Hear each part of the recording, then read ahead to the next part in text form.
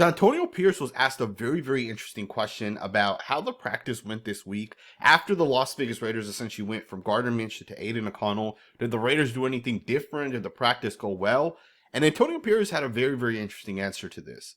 It's training camp, man. Back to square one. Technique fundamentals, pad level, hand placement, eyes in the right place. Tackling is going to be at a premium. And you're going to need a lot of guys to tackle. And I think on the other side of the ball, getting off, double teams, staying together, staying connected, and taking care of the football. So basically, Antonio Pierce is telling us that the Raiders changed up their practice this week.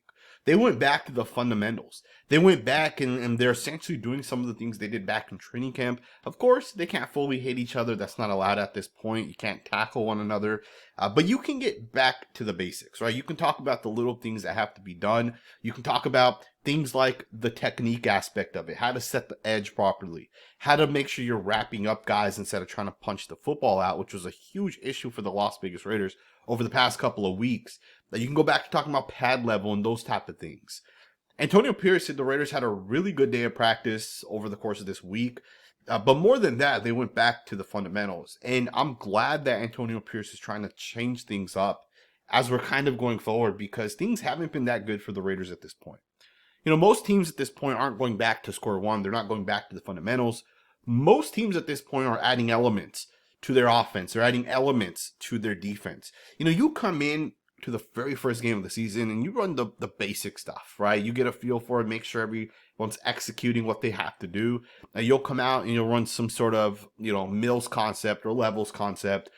And then by the time week 6 comes around, you don't do a general mills or general levels.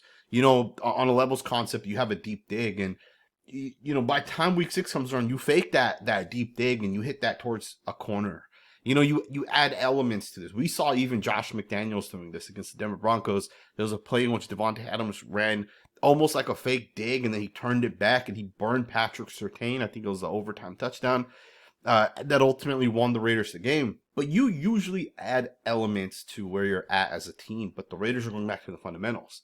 Now, usually I would say this is a bad sign, but I think for the Raiders' case, this is actually a good thing. And the reason why is because you're going into this week with a new quarterback. And essentially, you're trying to reset everything for this team. The Raiders are in a place where Christian Wilkins is out. Maxx Crosby's banged up. You have your other defensive end opposite of Crosby out for the year. You have a linebacker in Diablo hurt, although he should be ready to go this week. You have other guys, right, that you're essentially missing. And the Raiders are in a position where it's time to reset everything. It's time to make people realize that we're only 2-3. Right, this season is by no means over. Right, this season can still be made of something. Right, you might still be able to win 4, 5, 6 games in a row. Like, think about this: if the Raiders get hot and they win 3 or 4 games straight, where's your record at that point? You're 6-3, 7-3. Right, you're at a point where you're now looking at potentially making the playoffs. And I don't want to talk about playoffs when it comes to the Raiders, but I think it is something we got to recognize. This season's not over by any means, and with Aiden O'Connell going into this season now, from this point forward as the Raiders quarterback, there's a real shot that could ultimately benefit this team. When I talk about the Las Vegas Raiders, one of the things I've recognized, the Raiders, when it comes to turnovers, have been really, really bad. On one end, Zamir White fumbles the football or Gardner Minshew fumbles the football.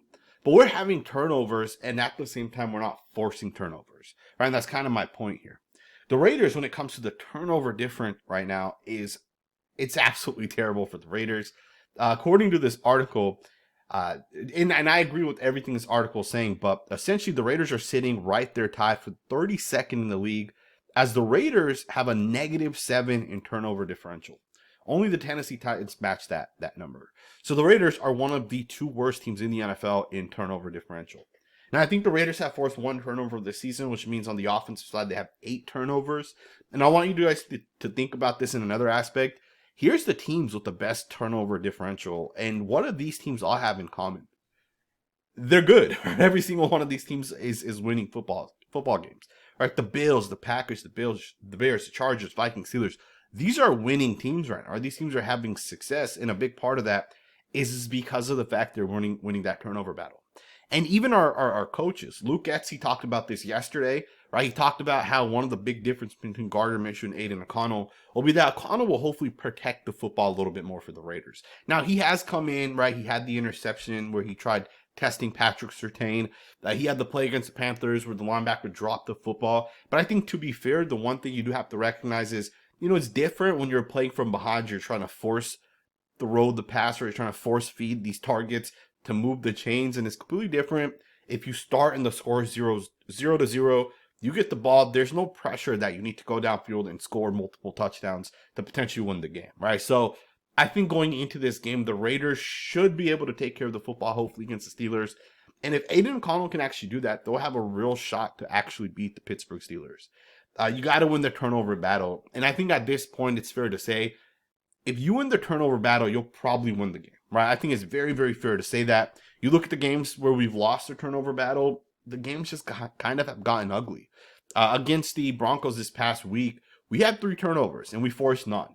And to be honest, in the first half, we basically beat the crap out of the Broncos. We're a much better team, right? You look at the yards, you look at the actual drives, the Raiders had way more success. But the thing is we had multiple turnovers.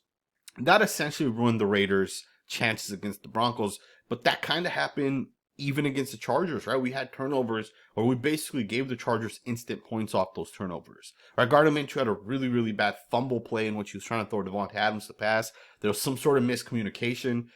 And that's kind of been, the theme with the Raiders, and that's kind of what's been happening with the Las Vegas Raiders. But as we go into this next game against the Steelers, the hope is that doesn't continue to happen. Now, this game against the Steelers is an interesting game because, the Raiders have Luke Getsy, who worked with Justin Fields.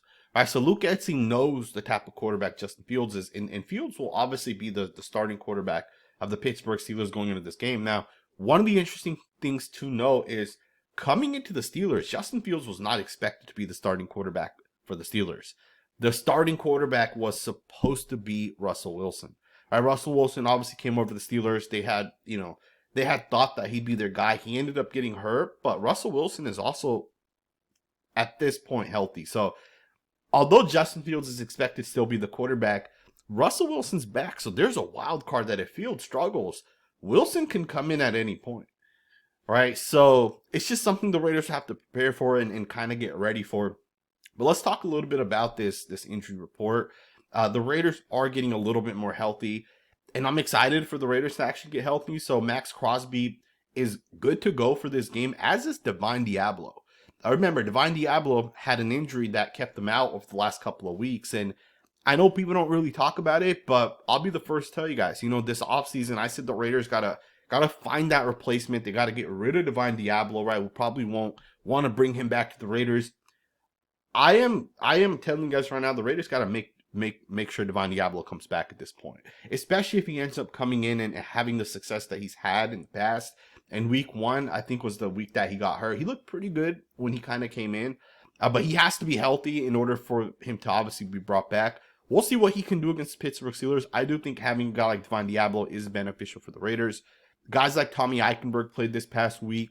Amari Gainer's played a little bit. Luke Masterson's kind of been inconsistent. So we'll see what ends up happening. But Divine Diablo is good to go. Michael Mayer is not good to go. In fact, there's an update with Michael Mayer that the Las Vegas Raiders placed him on the NFI list due to a personal issue that has already caused him to miss 2 games. So by moving him to the NFI list, he will be sidelined for at least the next 4 games. So, some people have speculated with Michael Mayer. We've already talked about this at multiple times. Michael Mayer is not requested a trade, right? Michael Mayer is not stepping away from the team for anything other than the fact that he has a real thing going on with him. I don't want to speculate, right? I don't want to speculate on what it is. Nor do I want to tell you guys what someone has told me, because I don't really know if it's truthful or not. But he has some sort of illness that's going on. So prayers to Michael Mayer, prayers to his family. I hope everything's okay with him. But he is now on the NFI list. So what that means is the Raiders have 1 extra spot that's available on their roster.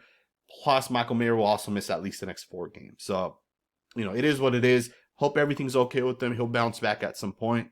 Michael Mayer will obviously not be playing at this point. Tyreek McAllister, Jacoby Myers, looks like they should be good to go. AP talked about Jacoby and said he expects him to be good to go, so I'm glad to hear that. And basically at this point, most of our guys are good to go, right? Like, I don't think there's any guy that is really going to impact the Raiders.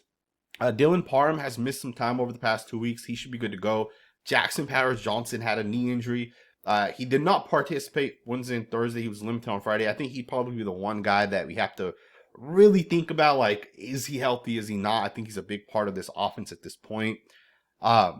The Raiders are an interesting spot, right? Because even a guy like Darren Munford's questionable going into this week, right?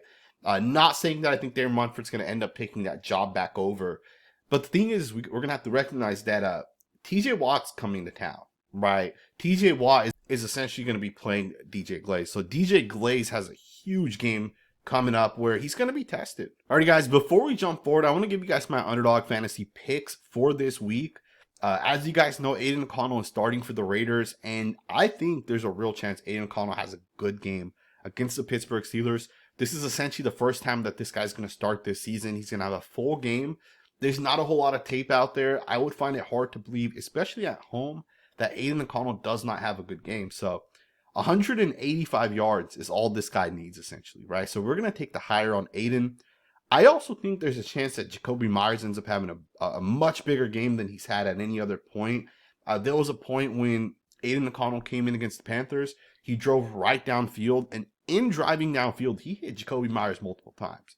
I think Jacoby and Aiden have a special connection. So I'm going to take the higher on 7.65 fantasy points for Jacoby. I find it hard to believe that that's not going to actually end up happening. And then you got Spencer Rattler, who's going to start for the New Orleans Saints. You know, usually I would never take a rookie to come in and have success, but I follow some Saints fans, right? Guys that are, you know, bought into the team the way I am, right? They're people that I've spoken to multiple times. And those guys have told me they think Spencer Rattler is going to end up being a really good quarterback. And it's not just that Spencer Rattler is going to be a good quarterback. It's combined with the fact that Clint Kubiak is a good coach. I'm not saying Derek Carr has held Clint Kubiak back in any means, but Derek Carr's a veteran quarterback. It's a little bit different when the offensive coach is able to handpick a quarterback. And in this instance, Spencer Rattler may be that guy, right? That's been essentially handpicked. So 190 yards, I'm going to take the higher on that as well. I think the Saints are going to come out firing. I think the Buccaneers are going to score a lot of points as well. So 190 points, or 190 yards, I think that's pretty straightforward. And we'll take Mark Andrews with the higher. Surprisingly, Andrews has not been good, man. You look at some of these stats, he has not been good this season. But he did have 5 targets this past week, which means he's probably getting healthier. He's probably getting right. 24.5 receiving yards, just like one catch sometimes, you know. So we're going to take the higher on that. We're going to do $25 for these 4 picks. I think it's all realistic. The payout is $215. And we're locking that in right there. Now, if you guys want to make your own picks, there's a link down in the comments below. Make sure you guys support this channel by clicking that link. Plus, Underdog Fantasy is one of those platforms where if you're like me and you're not that good when it comes to drafting for a season long, you know, I was 0-4. I got my first one this past week. We're 1-4. But, you know, if your guys' fantasy league isn't going exactly how you want, Underdog lets you basically do a weekly fantasy, right? So essentially, just like this, we have 4 picks. I'm going to be excited to watch some of these games. The Saints game, the Ravens game, to make sure my picks actually hit. So make sure you guys sign up with Underdog Fantasy. It does support this channel. Use the link down in the comments below. Let's get right back into this video. DJ Glaze has a huge game coming up where he's going to be tested, right? He's going to legitimately be tested by TJ Watt. And it's going to be a game for him to step up and show the Raiders that he's the real deal. Because here's the thing. DJ Glaze has struggled a lot this season. DJ Glaze has had so many losing snaps. And we now have Aiden O'Connell back there, right? We know Aiden O'Connell has to have a clean pocket to have success. And with TJ Watt coming off the edge, it's going to be a tough game for the Raiders. But there's no reason why the Raiders can't have success as we kind of go forward. Now, the Steelers do have a couple of players out there I think are huge for the Raiders. First and foremost, the 2 biggest guys, Nick Herbig, Alex Highsmith. We had already talked about this. I think both guys were already kind of listed as out, or at least the expectations were they're going to be out.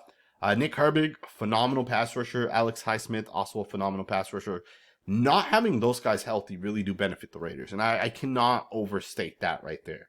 You know, if there's one thing that crushes a quarterback, it's a good pass rush.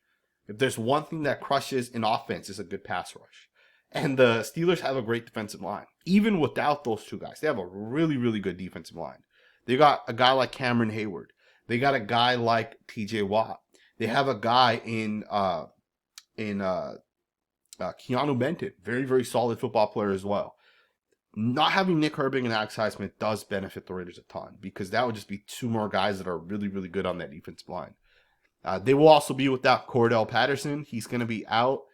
He's obviously an offensive weapon. DeMarvin Lee, defensive lineman, he's also out. DeMarvin Leal, I should say, is also out. So yeah, man, I think the Raiders can definitely beat the Steelers. Finally, let's just wrap this video up. So the Raiders did sign a defensive end in Zachary Carter. This guy was with the Cincinnati Bengals for pretty much the entire season. And for some reason, they cut him about a week ago. Now, they got healthy. They got 3 guys back. But Zachary Carter was a 3rd-round pick just like 3 or 4 years back. So the fact that the Bengals cut him and the Raiders picked him up is good for me, right? Carter's 25 years old, former 3rd-round pick just a couple years back. Obviously, he hasn't been able to put it together yet. But there's something about Antonio Pierce and the way he's able to fire guys up to get the best out of them. We've seen Clavon Chasen have a pretty good game the past couple of weeks. Hopefully Carter is a guy that the Raiders can kind of get some benefits out of. He's listed as a defensive end. I saw him playing a lot of defensive tackle for the Bengals, right? Got lined up as a 3 technique, as a 4-eye, 5 technique a lot. He lined up on the inside. He didn't play nose or anything like that. But I think this is a good player to have that kind of, you know, it's not Christian Wilkins, obviously, but it gives you a guy similar to Christian Wilkins in terms of like a guy that can play that 3 technique, right? He's a guy that can help defend the run. He's a guy that's bigger, stronger than a guy like, you know, potentially Tyree Wilson, who might have to, you know, you don't want Tyree Wilson to play on the inside. You want to try to keep him on the outside as much as possible. And you also don't want to take a guy like Janarius Robinson, right, and move him to like that 4-eye or 5 technique. You want that to be a guy like Zachary Carter. And the Raiders play a lot of base defense. They played a lot of 4-3 this year. I think they're like one of the top 2 or 3 from a percentage, right? Like at the rate that they're doing it, playing base defense. So again, I think having enough linebackers and defensive linemen is going to be something the Raiders are going to probably want. We also have officially signed Matthew Butler to the active roster, which means Matthew Butler is probably going to play this week against the Pittsburgh Steelers. As will Marquand McCall. The Raiders have brought him back as well. So it'll be interesting. We'll see what ends up happening. I think the Raiders have a real shot to beat the Pittsburgh Steelers. We'll see what ends up happening. There's no reason why the Raiders couldn't get a winning streak going. There's no reason why the Raiders couldn't win, 3, 4, 5 games in a row. And I know we have some hard teams coming up, but we beat the Ravens, and the Ravens are considered one of the best teams in the NFL. Pretty much every game up to this point, we've been in it, right? Or at least at one point, we've been dominating that team, right? Minus the Panthers, the only team that kicked our ass. Every other loss that we've had, every other game that we've had, we've been in it for the most part, right? I think the only thing the Raiders really need is just consistency from their quarterback, which hopefully Aiden O'Connell can give us, and consistency from our offensive coordinator, right? And we'll see if that can happen as well. But I'm excited, man. I think there's a lot of good things with the Raiders. We'll see what ends up happening coming up against the Steelers. Let me know what you guys think in the comments below. Thumbs up, subscribe, and I will see you guys next time with another video.